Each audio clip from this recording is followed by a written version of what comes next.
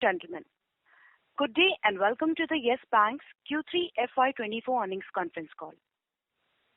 On the management panel, we have with us today Mr. Prashant Kumar, MD and CEO, Mr. Rajan Painter, Executive Director, Mr. Niranjan Banodkar, Chief Financial Officer, Mr. Manish Jain, Country Head, Wholesale Banking, Mr. Pankaj Sharma, Chief Strategy and Transformation Officer, and Mr. Sunil Parnami, Head of Investor Relations.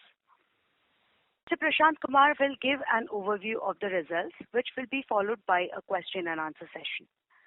As a reminder, all participant lines will be in the listen-only mode. Should you need assistance during the conference call, please signal an operator by pressing star, then 0 on your touchtone phone. Please note that this conference is being recorded. I now hand the conference over to Mr. Prashant Kumar. Thank you, and over to you, sir. Very good morning, and thank you for joining us so early in the day for our quarter 3 earnings call. On this call, I am joined by the senior team members of the bank. Before I share the key highlights of the previous quarter, I would like to start with the big picture and take you through our core strategy, its underlying drivers, and the critical business levers of our profitability improvement roadmap. On page 5 of our investor presentation, we have tabulated the balance sheet mix and ROA of fiscal 23 of Yes Bank, side by side with the average of our mid and large size peers. And from there you would see that fundamentally there are 5 underlying drivers or anchors which in our assessment have the maximum bearing in our net income improvement. Reduction in our PSL shortfall, number 1. Improvement in our CASA mix, number 2. Improving our asset yield through this calibrated mix change, number 3. Increasing our non-interest income, and lastly, reducing our cost to income ratio. Our focus strategy to address the above issues has already started to reflect in numbers for the current financial year. Our organic accretion in PSL sub-buckets of small and marginal farmer, non-corporate farmer and weaker section is already up by 1.6x, 1.4x and 1.2x from March 23 levels. Together with the other inorganic interventions, bank has seen a meaningful reduction in the above subcategory shortfalls. We have also made our branches becoming the key fulcrum of our entire business strategy. By Q3, the share of our branch banking deposits in our total bank deposits has increased to 55% from 52% in beginning of the year. Despite a challenging environment in 12 months, our branch banking CASA has grown 18.2% compared to 12.2% at Yes Bank and 7.2% for peers. In retail advances, the share of internal sourcing has improved to 43% from 37% at the beginning of the year. Since March 23, the share of higher ROA accretive products has improved by 8%. In all 3 quarters of current fiscal, the YOY core fee income growth has been between 23 to 35%, as a result of which Core fee as a percentage of total assets has increased from 1.1% in March to 1.2% in December 23 quarter.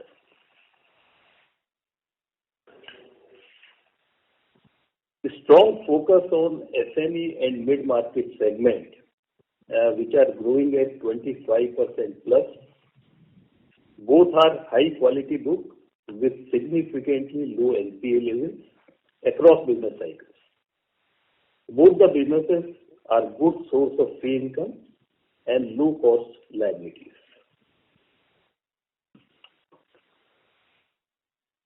Our strategy to build an agile organization through review of org structure, process improvement, and cost optimization have already started yielding results. Quarter 3 is successive quarter of less than 1% quarter-on-quarter growth in operating expenses. Now let me quickly take you through the highlights of the third quarter. Our YOY deposit growth, excluding certificate of deposit, is at 15%, and which is higher than our YOY advances growth of 13.6% after excluding the interbank reverse repo, which was there in the third quarter of the last financial year. Within deposits in quarter 3, our CASA ratio sequentially improved to 29.7% from 29.4%, led by a 7% sequential growth in saving accounts and marginal improvement in the current account. We added nearly 4 lakh new retail CASA accounts during the quarter, and 80% of individual and sole proprietor current accounts and 96% of eligible saving accounts were opened digitally. Despite a persistently challenging environment in trailing 12 months, we have continued to see an outperformance in total branch banking deposits, which have grown by 22% YOY. The outperformance was even more in case of branch banking CASA deposit, and the incremental branch banking CASA ratio is coming at 30% plus over the same period. Within advances, we saw sustained momentum in our SME and mid-market segments. Both are up 24% and 26.4% YOY respectively. Our CD ratio at December quarter end was 89.9, nearly flattish on YOY and quarter-on-quarter basis. Average liquidity coverage ratio for the quarter was healthy at 118.4. CET ratio for the quarter was at 12.6, which is 13% in quarter 3 and 13.1% in quarter 2 of the current financial year. The impact of regulatory mandated increase in risk weights was 40 basis points, which was fully offset by organic CET accretion, including profits of 50 basis points. As communicated earlier, we expect another 100 to 110 basis point of accretion in CET ratio post the conversion of outstanding warrants. Moving over to margins, operating expenses, and asset quality and the profitability. Despite headwinds on deposits and funding cost, our net interest margin expanded by 10 basis points quarter-on-quarter and came in at 2.4% against 2.3% last quarter, which is largely driven by efficient balance sheet management, even as the advances yield and the cost of funds remain largely flattish. In quarter 3, our non-interest income was at 1,195 crores, and adjusting for realized, unrealized gains from the investment, the core non-interest income has grown by 23.4% YOY. As I was sharing earlier, December quarter was second successive quarter of less than 1% quarter-on-quarter increase in the OpEx. Operating expenses were at 2,347 crores, up 10.6% YOY and only 0.6% quarter-on-quarter. Adjusting for the PSLC cost, operating expenses are up only by 7.2% YOY and have actually declined by 0.8% quarter-on-quarter.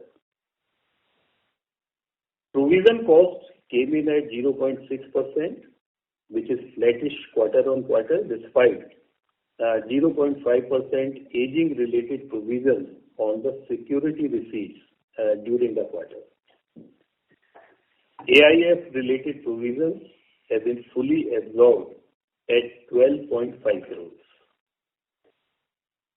There was an all-round improvement in asset quality with 30 basis points quarter-on-quarter reduction in net NPA and net carrying value of security receipts as percentage of advances, which improved to 1.7% in quarter 3 against 2.5% in the corresponding quarter last year and 2% in the previous quarter. A strong resolution momentum continued with recoveries and resolution at 1,316 crores in current quarter. Since ARC transaction in December 22, there has been cumulative redemption of 2,836 crores in the security receipts. Slippage, GNPA, NNPA ratios have been flattish quarter-on-quarter. The provision coverage ratio marginally improved to 56.6%, and including technical write-off, the provision coverage ratio is 71.9%. Our quarter 3 net profit at 231 crores is up by 349% YOY and 2.8% quarter-on-quarter. The other key highlights. Last quarter, we went live on interoperable cardless cash withdrawal framework, which allows withdrawal of cash from ATMs via UPI without using any card. We also integrated with a leading discount stock brokerage firm to offer secondary ASPA services to our customers. We also made new strides in responsible banking, and our bank has topped amongst all Indian banks with highest S&P Global ESG score in 2023. We have been included in BSE Next 50 and BSE 100 indices. In January 24, we achieved yet another feat of being certified as a great place to work, second year in a row. During the quarter, we were also joined by Mr. Tushar Padankar as the Chief Risk Officer and Mr. Rajat Chalani as the Chief Compliance Officer. Thank you once again for joining us so early in the day, and now we can take your questions. Thank you very much, sir. We will now begin the question and answer session. Anyone who wishes to ask questions may press star and 1 on their touchtone phone. If you wish to withdraw yourself from the question queue, you may press star and 2. Participants are requested to use only handsets while asking a question. Ladies and gentlemen, we will wait for a moment while the question queue assembles. You may please press star and 1 to ask questions.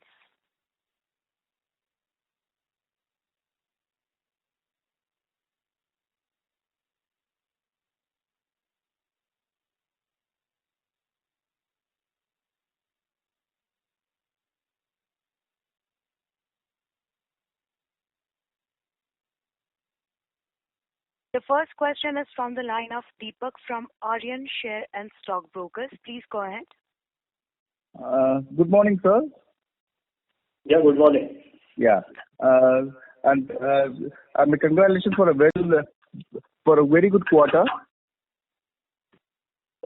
Yeah, thank you. Thank you, Deepak. Yeah. So I just want to know, is there anything in future for the 81 bond? Any provisions to be made? Deepak, I think this issue has been discussed in detail earlier, and at this point of time, since the matter is pending in the Honorable Supreme Court, we would not like to make any comment on this. So is there any provisioning to be made on that, sir? No. What I am saying, the entire clarification on this part has been done. But at this point of time, to make a argument why there is no need to make a provision would not be correct, as the matter is pending in the Honorable Supreme Court. Thank you, sir.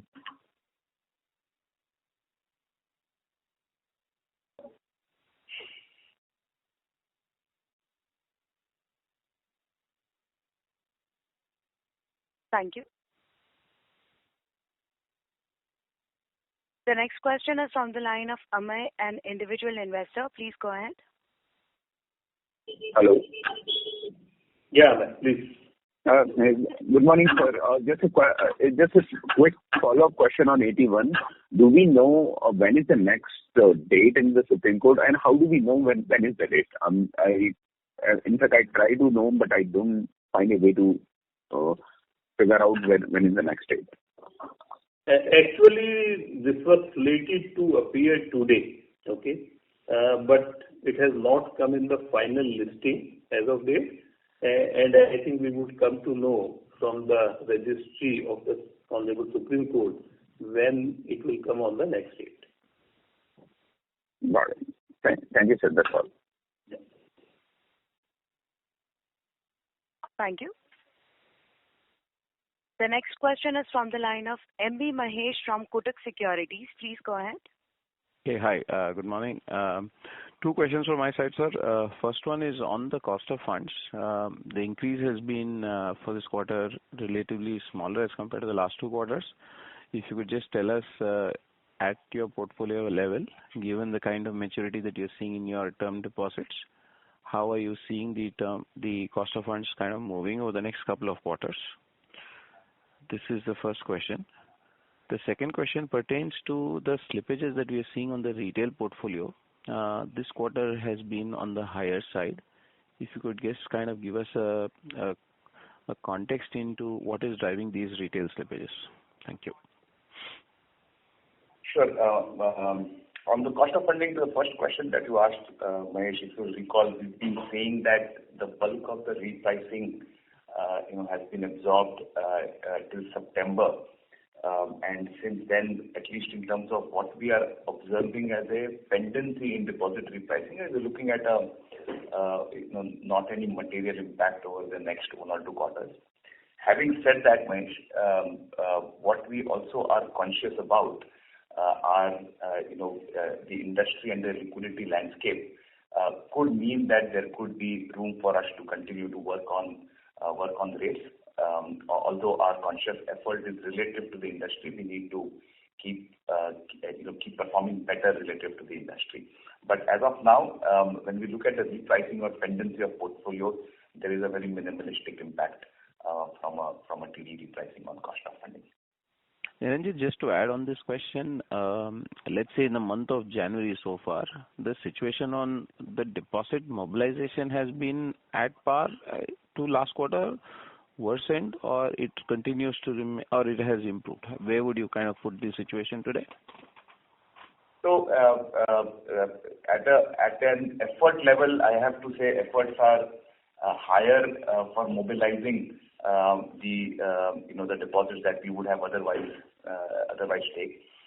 But from our perspective, I think the momentum in Jan continues to be similar to what we typically observe around this time of the year. Okay, perfect. The second question on the retail slippages.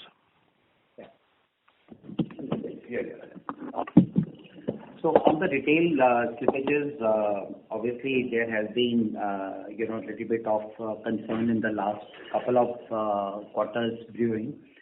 So we took some measures in terms of, the revision in the scorecards, BREs, also in terms of, tightening the credit process.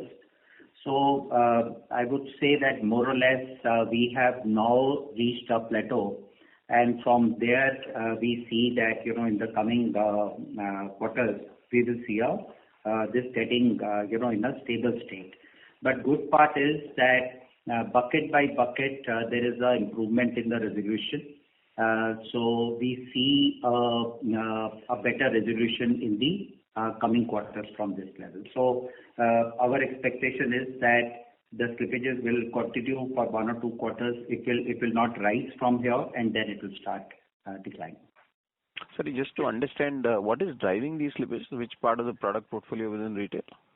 So largely the unsecured assets, and also, some of the segments, few here and there, but those were minor. But largely we are seeing that, the unsecured portfolio needed a lot of corrections, and very timely corrections, which have actually happened and now showing the results. Okay. No, thanks a lot. Thank you. Participants who wishes to ask questions may please press star and 1 now.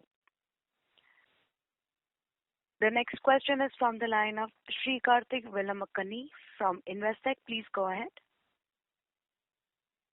Hey, hi. Question on the risk weight assets. You've not disclosed the number. Could you, one, disclose it, and 2, walk us through the movement to CET1 today, this quarter, particularly in the context of the BTA unwind and the consumption due to unsecured risk weight increases?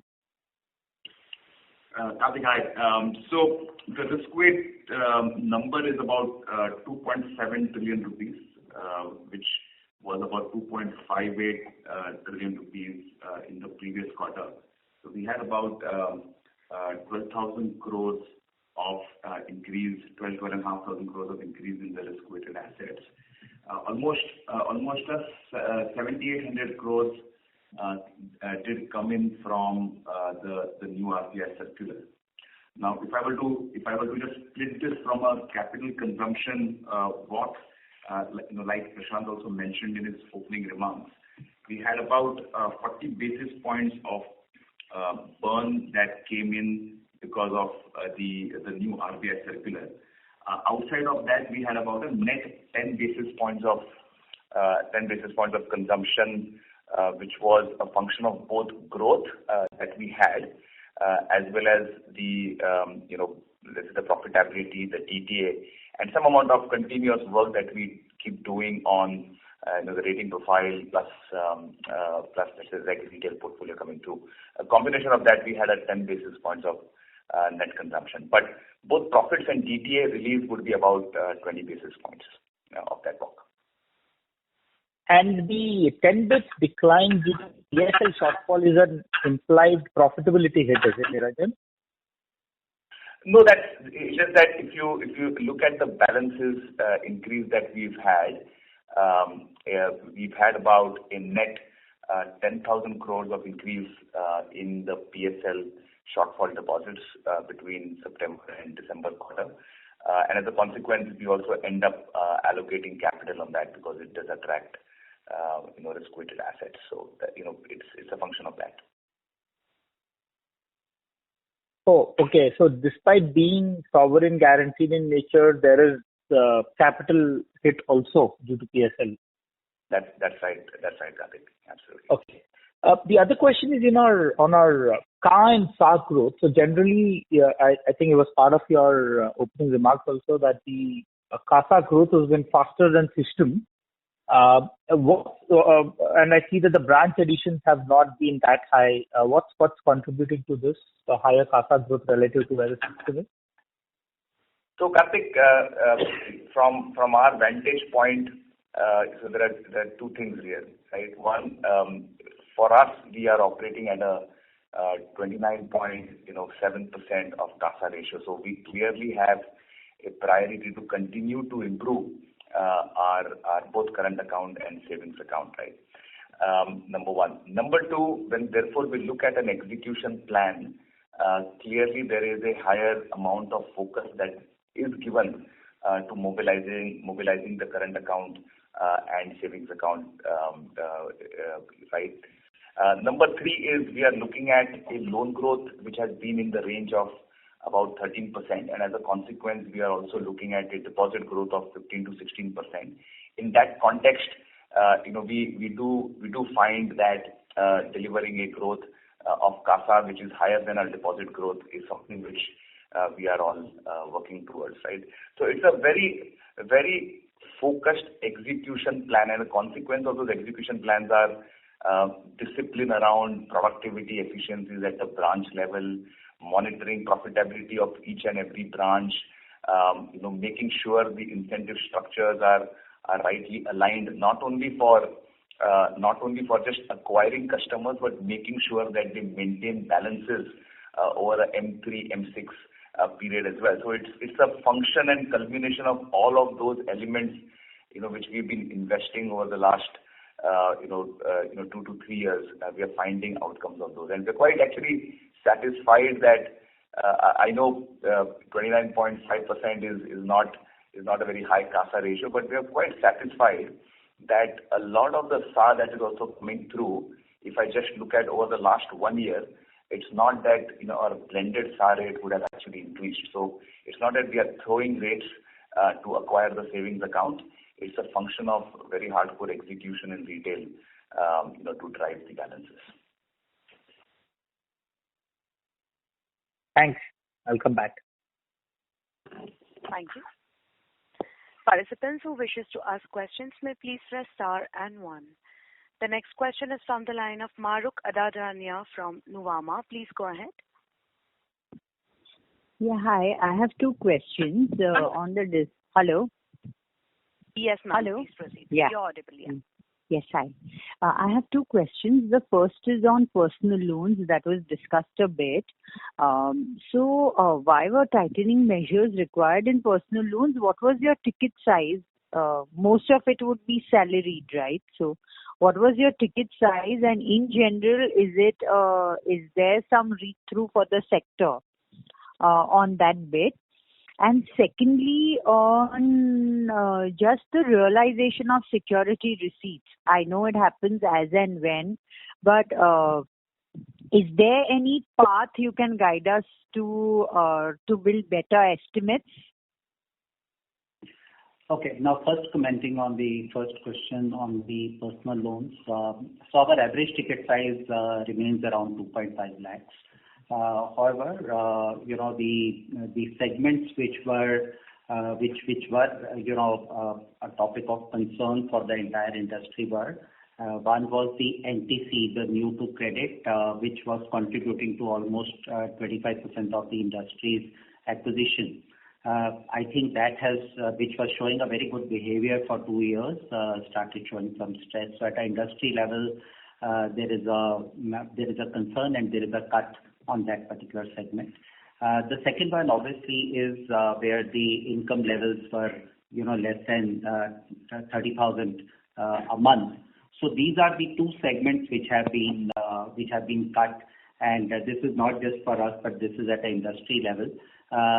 So having said that, I think the most of the concerns which we have tried to capture and try to bring the portfolio back on track are around these 2 segments.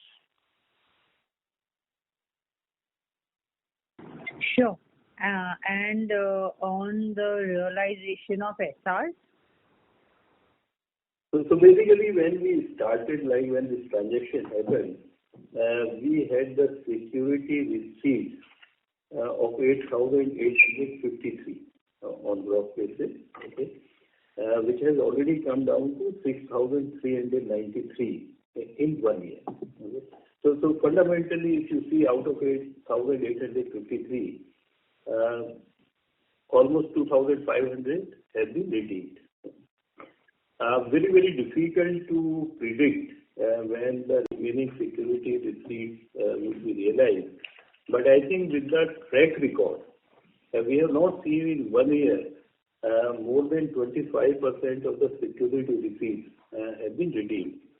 And actually, we have also seen recoveries over and above the security receipt. And if you see the other part, we are continuously making the provisions on the remaining security receipts. And today the net carrying value of security receipts has come down to 0.8%. Okay. And our provision coverage ratio on the security receipt is 73.2. Our objective is to bring down the net NPA and the net carrying value of security receipt below 1% in the next few quarters. Okay, sir, that's very helpful. Sir, just one more question. I know that your LDR has kind of stood steady. But in general, in the whole debate on LDR for the industry, where do you think you stand? Because in general, for everyone, it appears that now LDRs need to come down. Do you think that that's the case for you as well? So Madhu, we are quite happy with the LDR of around 90%. Okay, and this 90% is important for us in terms of both profitability as well as the keeping those kind of margins.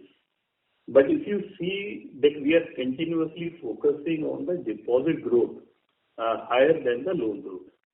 So at no point of time we are allowing our LDR to go below 90. It means higher than 90. And going forward also our strategy would be continuously deposit growth higher than the loan growth. But 90% is, for us is quite satisfactory, especially when you see very large amount is being parked in the RIDF to take care of our shortfall in the PSL. So today 11% of our total assets are sitting actually in the RIDF. I think if you take into account this part, then 90% LDR is quite satisfactory. Got it. So this is something that even the regulator would be comfortable with, right? Because there's now a sudden talk that the regulator may not be comfortable with LDRs of some banks, not specifically yours, but some banks. That's why I'm asking. Yeah. Okay, sir. Thank you so much. Thank you and all the best. Thank you. Thank you. The next question is from the line of Chintan Shah from ICICI Securities. Please go ahead. Yeah, thank you for the opportunity. So, firstly, on this unsecured fees that we have seen kind of some high slippages in the retail segment. So, as you clearly mentioned, that is largely from the new to credit customers and not from the existing customer base. So, usually means just wanted to understand the underwriting which we are doing, so that there is no concern on that on the CIBIL score or on the based on the past track record if we are underwriting. So that should be okay, and only this is from the new to credit where the stress is coming up. Is that a fair assumption? So, the retail business, which you fully understand, goes through its own cycles over a span of 5 years to 6 years.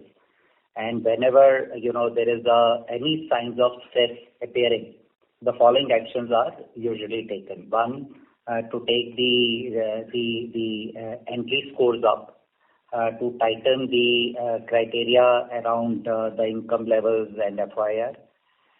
And third one is to look at the customers where you have a limited understanding, right? Your internal customers will always behave better because not just, you have information on their scores, but you also have information on their transaction history, right? So that will always make it more stronger, and they will always behave on a relative scale better.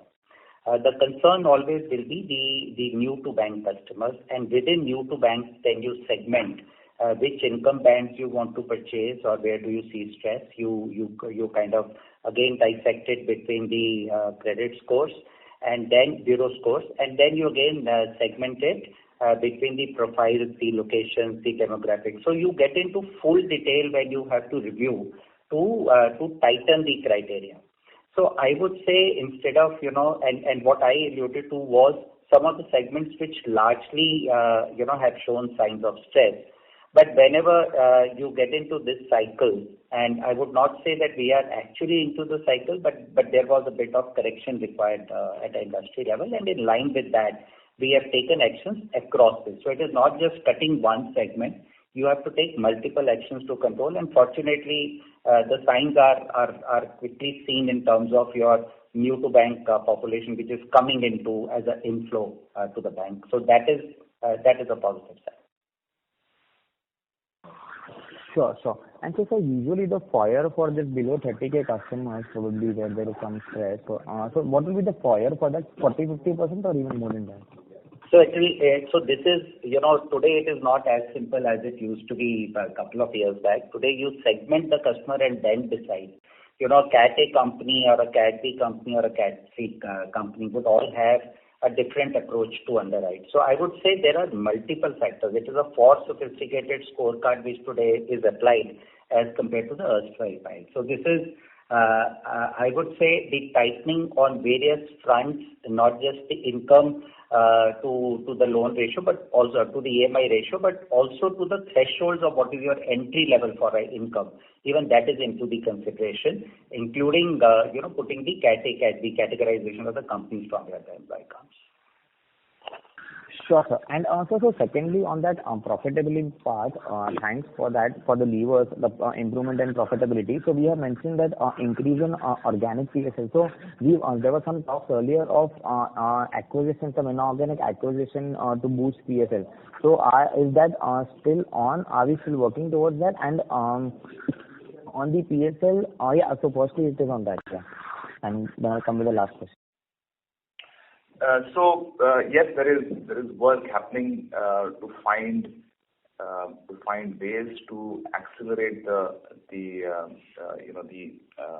PSL journey for us.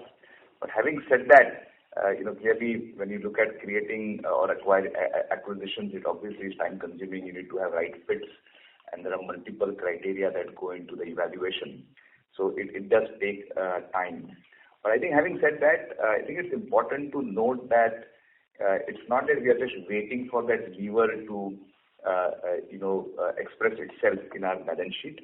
We continue to work on our own organic channels. We continue to work on other means of inorganic acquisitions into the balance sheet for complying with the PSL. And again, I will again refer to Prashant's opening remarks where he said that if we look at our problem in PSL, which is in subcategories of small and marginal farmers, non-corporate farmers, and weaker section, across these three subcategories, if you look at our compliance to PSL, we have only been improving quarter on quarter, and it's actually part of our presentation as well. So it's not that we are just waiting for this inorganic acquisition as a lever to come in and express itself. Yes, it will further propel and accelerate the acquisition machinery. But having said that, we are now looking at very nominal numbers of non-compliance in fiscal 24 across the subcategories. Sure, and sir, one lastly, just on that 1% ROA mark aspiration. So do we envisage that to come in FY25 or probably in FY26? What could be the rough timeline? Any sense on that? I think we need to be very realistic, and I think one of the big drag on our profitability is 11% of our assets sitting in the RIDF. Though we are working very hard and we are quite confident that this year there would not be any shortfall in the PSL, but I think the PSL book coming down to a normalized level would take some time, and I think this is the biggest drag. So 1% ROA we don't see happening in the FY25. If we are executing our strategy, we may see this 1% ROA in the FY26. In fact, also add to that, 1% ROA for us is very important from the perspective of getting it delivered through core operating profits. And you would have seen that we continue to have good momentum resolution, P&L write backs to the security receipts portfolio. but you would appreciate that what we have been doing very consciously is actually using that to keep reducing the drag on our security receipts and continue to work on improving the PCR, right? So I think just to mention that ROA 1% target is being thought about from a core operation and not just for a number from a profitability, because ultimately we want to get our NNP and SRs also below 1% from the recoveries of the SRs. Sure, sir. All the very best. Yeah. Thank you, sir. That's from my side. Thank you. Thank you. The next question is from the line of Dinesh Jain, an individual investor. Please go ahead. Good morning, Mr. Prashant. So my two questions on basically every month, every quarter, you guys are disbursing about 30,000 crore rupees of loan, which amounts to, and in annual report also you are disclosing that you have about 1 lakh crore rupees of disbursement in a particular year, which amounts to 50% of your portfolio. So despite doing that, your growth is at about 15%.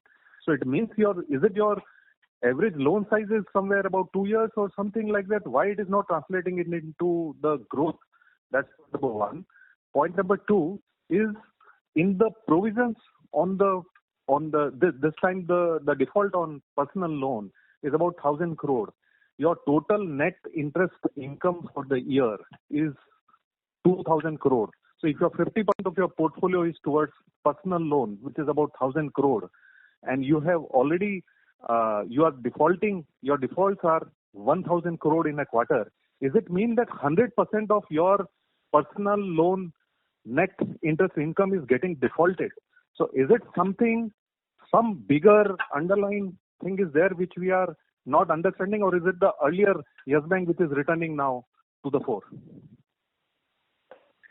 So, Dinesh, on the first question of disbursements, so when disbursements happen, there are also repayments that keep happening in the book. So I'll give you an example of the large corporate business where clearly we have pivoted away from the kind of large corporate business that we used to do prior to March 20. This is more working capital in nature, transactional in nature. And yes, we do have a significant amount of fresh disbursements, fresh lines that get set up. Yes, utilizations could have its motions of, some quarters the utilizations are high, some quarters utilizations are low. But I think the momentum on new business acquisition is very high. But having said that, in the large corporate book, despite the new disbursement, and you would have also observed that, we have seen degrowth in that book over the last 2 to 3 years. That's because of our legacy book that we had in the large corporate. We've seen repayments. A lot of those we were consciously triggering those exits so that we continue to reduce the legacy assets that we had in our balance sheet. It was also one of the strategies for us to reduce those exposures because they were also coming in from, let's say, real estate or hospitality. So that journey also coincided with the new acquisitions that were happening in the large corporate, and as a result, what you see is a net function on the loan growth. That's number one. Number two is if you look at similar comparison on the retail side. On retail, what we are seeing is a disbursement run rate of about anywhere between 10 to 12,000 crores, let's say, that we might be doing per quarter. But equally, we would be having about 6 to 7,000 crores of, let's say, repayments and maturities that happen every quarter. So what again you see as a net result is post the repayment. So what we are seeing is 15% broad, 13 to 15% loan growth. I think is fairly reflective of new business origination as well as old. The last point I wanted to make is when we look at disbursements, it's about making sure that you are penetrating into the relationship of clients. What we are quite confident about is that now that we are entering and acquiring large-scale customers across, when I say large-scale customers across corporate, mid-corporate and MSME, we have a good hook now on these customers, and as and when utilizations pick up, you would also start seeing those on the loan growth. Right? So I think that's just a simple explanation I thought I should provide. That was the first part of the question. I think the second question you asked was on provisions and NII, which we have about 2,000 crores of NII, and I think the question was you were correlating that with 1,000 crores of slippages, right? So I think the first point there is when you look at the NII, we are looking at NII also has multiple elements of drag, and I think we spoke about Prashant mentioning again and again that there is a significant drag coming in from the existing stock of RIDF, which is sitting today at about in excess of 40,000 crores on balance sheet, 11% of the total assets. So I just want to contextualize that 2,000 is in the first place not a normalized run rate of NII that we should be looking at. That's number one. Number two is, like Rajan mentioned, when you look at 1,000 crores of slippage, you do go through cycles where there will be certain uptick in performance or delinquencies in certain products, in certain geographies, in certain segments. But I think that is where management intervention comes in, is to say, okay, have you identified the problem and have you taken course corrective actions to make sure that incrementally, you are kind of not repeating those geographies from a disbursement perspective. And I think we're quite pleased to see that we have taken the necessary actions to plug the new slippages. And like Rajan mentioned, we do believe that the run rate should start normalizing or reducing from here on. I think the third thing which you also have to look at is it's not just the gross slippages. There is also a run rate of recoveries and upgrades that we see. So while for the full bank, if my annualized slippage ratio is, let's say, 2.3%, actually the net of recoveries and upgrades, the ratio would be about 1.1% to 1.1%, right? So it's not that the whole block of 2.3% goes into a loss. There are recoveries and upgrades that do happen over a period of time. The last part I wanted to mention is, again, while the impact of this was acute in September, but we did see some element of that also play out in December, is we also had an accounting policy change where, we did go through some explanation in the last quarter, so I'm not going to spend a whole lot of time. But that meant that because of the accounting change in penal interest, the delinquency was slightly higher on the retail book. But to summarize, we do believe that the relevant course corrective actions have been taken, and the delinquency should start stabilizing to reducing from here on. Sure. Thanks. That answers my question. One last point I wanted to say on this whole priority sector thing and all, which suddenly got popped up into this particular slide.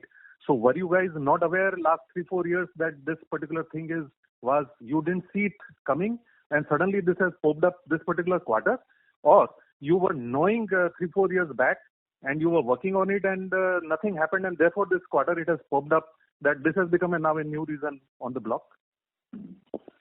So, Dinesh, that's not, to be honest, if you go back to our commentary also about a year back, we did mention that we are keenly evaluating acquisition of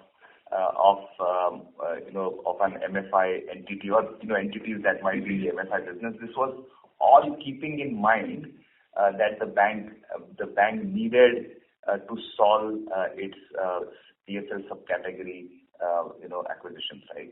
So we were aware. We have been talking about the drag that RIDF is causing. It's just that we have brought that out explicitly, so that because we were getting these questions time and again, and we were explaining on calls, through a commentary. I thought it was just important that as an entity we put that out in absolute clarity, as to what would be the drivers,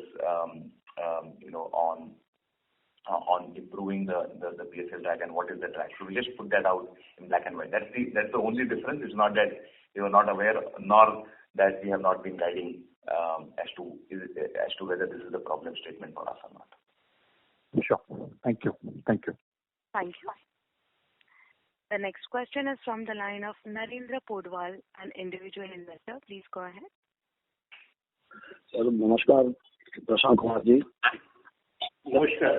तो सबसे पहले तो मैं आप लोगों को धन्यवाद दूंगा कि हमारी बैंक के प्रति आप लोगों की जो कमिटमेंट है मैनेजमेंट की, कि मंडे मॉर्निंग को 8 बजे आप फोन कॉल करते हैं मार्केट स्टार्ट होने के पहले। तो ये आप लोगों की कमिटमेंट और कॉर्पोरेट गवर्नेंस दिखाता है कि आप लोग कितने एग्रेसिव हैं। सर मेरा क्वेश्चन कासा के लिए रहेगा कि सर आपने आगे भी आंसर दिया, सर हमारी कासा अभी तक भी दूसरी बैंक के मुकाबले बहुत कम बढ़ पा रही है। और सर मेरा जो एक सोचना है कि मेरा अकाउंट ऑलरेडी यस बैंक में है सर, लेकिन हम इस समय जितने आईपीओज आ रहे हैं, बहुत सारे आईपीओज आ रहे हैं और काफी अचानक इन्वेस्टर्स बहुत एग्रेसिवली आईपीओ भरते हैं सर, और वो लोग काफी बैलेंस मेंटेन करते हैं, लेकिन फिर भी हमारी बैंक में सर कट ऑफ टाइम 3 बजे का रखा हुआ है, जबकि और बैंकों में 4 बजे का तक का रखते हैं। सर हम लोग क्यों एग्रेसिव नहीं बनते हैं सर? हमारे कंपेरिजन में दूसरी बैंकें काफी एग्रेसिवली मार्केटिंग कर रही है कि हम 7% दे रहे हैं, 6% दे रहे हैं, हम भी सर 6% के आसपास सेविंग रेट अकाउंट में इंटरेस्ट दे रहे हैं, लेकिन फिर भी हमारी कासा उस तरह से नहीं बढ़ पा रही है। सर मेरे को भी काफी दिक्कत आती है, लास्ट टाइम में हमारी सिस्टम काफी बार बंद हो जाती है। तो सर इस तरह का प्लान कीजिए कि टेक्नोलॉजी का टाइम है सर, आप थोड़ा सा टाइम बढ़ा के एक एग्रेसिव मार्केटिंग कीजिए, तो हमारी कासा वहां से काफी एक बार कस्टमर हमारे अकाउंट खुलाएगा तो दूसरी बैंक में नहीं जाएगा सर। तो पोडवाल साहब आपका बहुत बहुत धन्यवाद, ये बहुत आपने इम्पोर्टेंट हमें फीडबैक दिए हैं। और देखिए हमारा जो पूरे बैंक का अगर आप देखें जो फोकस है वो बिल्कुल कस्टमर सेंट्रिक है कि किस तरह कस्टमर की को सुविधाएं और दे सकें। पर आपका ये जो सुझाव है कि 3 बजे की बजाय अगर हम 4 बजे कर सकें बहुत वैल्यूएबल है, इसको देखते हैं। मैं आपको सिर्फ कासा डिपॉजिट में सिर्फ एक चीज बताना चाहूंगा। आपको मालूम है कि 4 साल पहले बैंक जिस हालात में गुजरा था जहाँ पर हमारे डिपॉजिट आधे रह गए थे, बिल्कुल सही है सर। थोड़ा सा टाइम लगता है जब डिपॉजिट पे, पर हमने इस 4 साल के अंदर जो डिपॉजिट है हमारे 2 गुना से ज्यादा बढ़ चुके हैं। और अगर आप देखें पूरी इंडस्ट्री में हर बैंक का कासा रेशियो कम हो रहा है, पर कम से कम हम लोग अपना जो कासा रेशियो है उसे प्रोटेक्ट कर पा रहे हैं, वो कासा रेशियो हमारा कम नहीं हुआ। और ये सब इसी वजह से हुआ कि आप जैसे जो कस्टमर्स हैं उनकी हमें जो पूरी सपोर्ट मिल रही है ये उसी वजह से है। पर हमारा भी ये कमिटमेंट है और आपको पूरा विश्वास है कि जो कस्टमर के लिए हम, चाहे वो टेक्नोलॉजी या एक एग्रेसिव मार्केटिंग जो आपके सुझाव है, तो उस पर हम पूरा ध्यान देंगे। सर मेरा अकाउंट ऑलरेडी जब बैंक में तकलीफ आई थी तब से भी ऑलरेडी अभी तक भी कहीं भी डिस्टर्ब नहीं हुआ है, मेरी ऑलरेडी काफी बैलेंस रहती है। और बहुत बार क्या सिस्टम बंद रहता है तो वो फिजिकल फॉर्म भरने होते हैं, तो ऊपर से बैंक के ऊपर प्रेशर आता है कि सर आप ये लोग क्यों आप बीड कर रहे हैं, एंड टाइम में बीडिंग क्यों कर रहे हैं सर, ये सब क्या है दिक्कत बहुत होती है सर। आप लोग मतलब क्या है बहुत एग्रेसिव है, लेकिन आपकी टीम को भी बोलिए कि थोड़ा सा एग्रेसिवनेस बने सर। थोड़ा सा राजन बोल रहा हूँ। आपके सुझाव और जो आप हमें फीडबैक दे रहे हैं उसके लिए बहुत बहुत धन्यवाद। मैं आपके साथ अलग से आपको कॉल करके और समझूंगा आपकी क्या प्रॉब्लम है जिसको हम दूर कर सकें। और काफी कस्टमर मेरे काफी क्लोज रिलेटिव हैं जिनके 2 करोड़ बैलेंस रहते हैं, वो लोग दूसरे बैंक में शिफ्ट होने का ट्राई करते हैं सर। तो ये क्या है कि इस तरह से क्या है कि मास मतलब क्या हमारी कासा बहुत एग्रेसिवली बढ़ेगी सर इस तरह से। नहीं बोलो सर, बिल्कुल आपके जो सुझाव है बहुत वैल्यूएबल है, विल वर्क ऑन दिस। और आपसे राजन जो है वो पर्सनली भी बात करेंगे। ठीक है सर, धन्यवाद sir. Thank you. Ladies and gentlemen, in order to ensure that the management will be able to address questions from all participants, please limit your questions to 2 per participant. Should you have a follow-up question, please rejoin the queue. Thank you. The next question is from the line of Mahrukh Adajania from Nuvama. Please go ahead. Yes, sorry sir, I had a follow-up question again on the personal loan bit. So basically we have weeded out all the customers which were probably looking a little discomforting, and because of closure of lines to them these slippages have occurred, or because anyway they were on the lower income side, these slippages have occurred? As in that were some of these BNPL customers, given may not be, right, given that your ticket size is high, or how do we look at the whole piece? So, ma'am, first of all, BNPL came as an experiment and it failed. So, fortunately, we never tested waters into that particular segment. Two is, once a customer has come in, you have to bear him for 36 months. So, it is not that, you can feed him out in between unless you proactively go back and insist that you close the account, which generally is not the likely situation. In our internal database, proactively when you are looking at acquiring a customer, obviously we weeded out that set of customers which we potentially were putting it up to our teams to acquire. So from that extent, you are right. Also from the customers who are coming out from the outside market, we have, since we have tightened the criteria, so these customers will automatically get rejected. So from that extent, for new to the bank or from existing customers, certain segments have been eliminated, but this is nowhere close to the BNPL model. These are the normal personal loan customers. Got it. So for going ahead, will growth in personal loans be slower than earlier only? I think growth is not that issue because there are a lot of customers and personal loan is growing at a particular pace. But whenever you will do any kind of policy cuts, temporarily there will be a dip in the business and then you again ramp up because you have a large distribution now, which also then alters their way of acquiring and bringing back the customer to various banks. Got it. But so the key reason for the slippage would be what then? As in, it's just that the income levels did not support, or what would it be in general? So I can tell you the 36 months lapse for many this quarter. No, so I will give you an industry level answer to it, and obviously, these things do reflect in overall across portfolios. One is that customers taking more than one loan after they have taken from you, right? Mm-hmm. That tends to be one of the bigger reasons. And secondly, it can be around the income levels not going up or the inflation being high, the disposable income coming under stress. So there could be various ranges, and the retail portfolios, throw you a lot of opportunities to get insight into the portfolio in various squares, which you have to then cut and then kind of look at what is going to be a new acquisition strategy. But having said that, even in personal loans, even if I dissect the quarter between the 3 months, we have seen a very good month, December month, wherein the resolution rates have really gone up to upwards of 87%. So the resolution rates have become better. So these customers who have defaulted, their resolution rates are getting better. Got it. Okay. Thanks a lot. Thank you. Thank you. The next question is from the line of Mrunal Shekhar, an individual investor. Please go ahead. Yes, I have.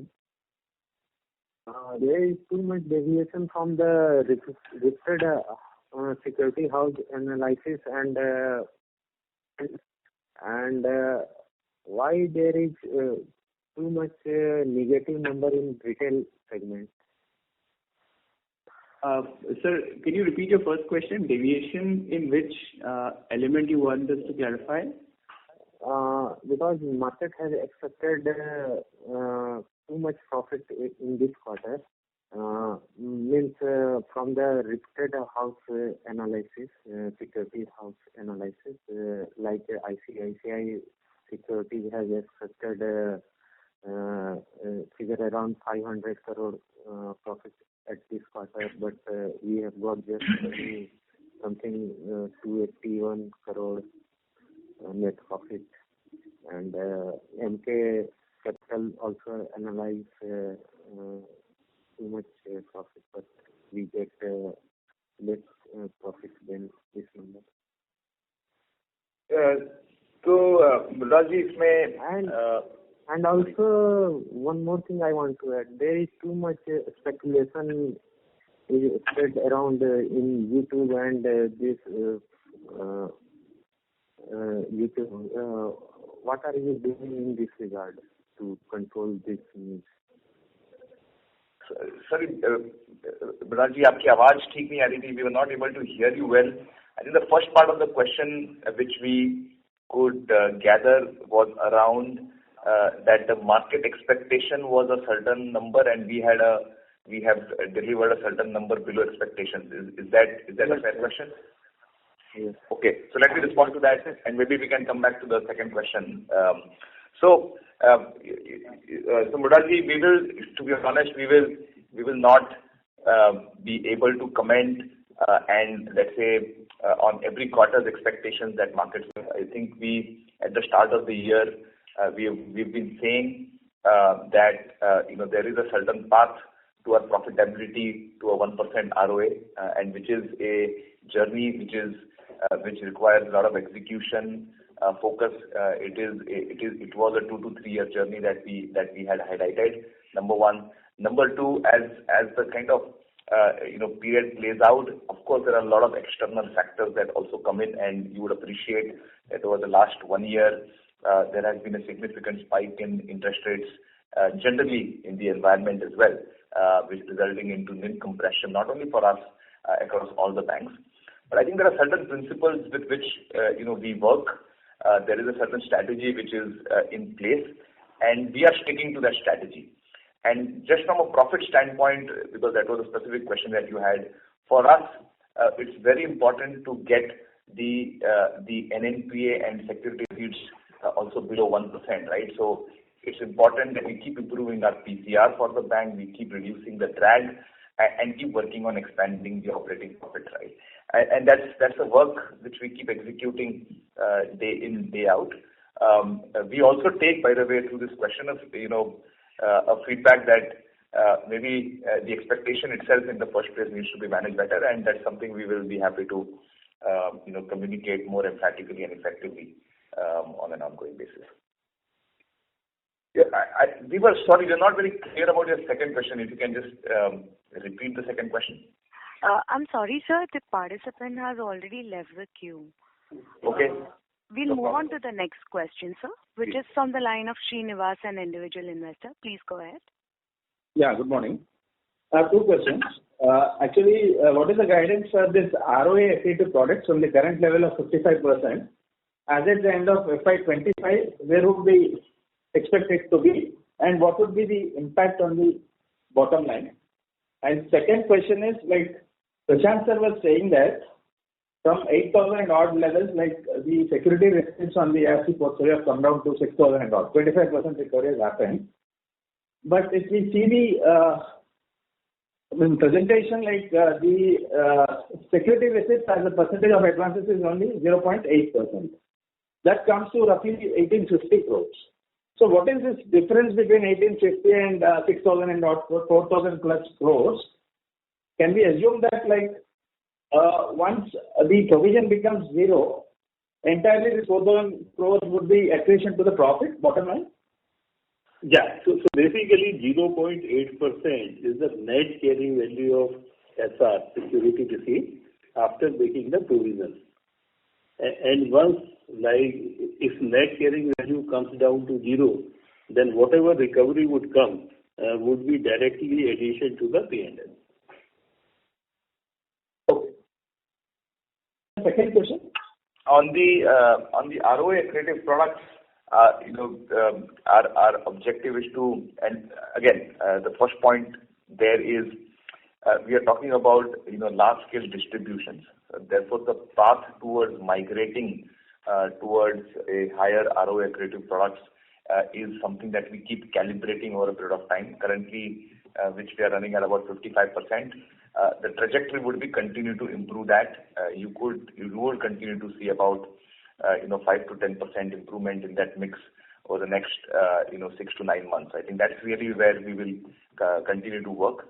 Now, what does that mean from an ROA perspective? Ultimately, some of these products on the margin, I say again, there are two elements. One is on the margin and what it does to the book. On the margin, which means through the disbursement mix, these products are already generating an ROA which could be about 60 to 70 basis points higher than what let's say the other products would be. But for those to get expressed on the book, could take about anywhere between 2 to 3 years. So it is like on the margin you might end up making today about 2-3 basis points on the book every quarter, but it will take some amount of time before it starts getting reflected on the book. Thank you.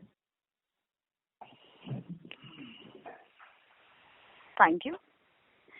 Ladies and gentlemen, we will take that as the last question for today. I would now hand over the conference to Mr. Prashant Kumar for his closing remarks. Over to you, sir.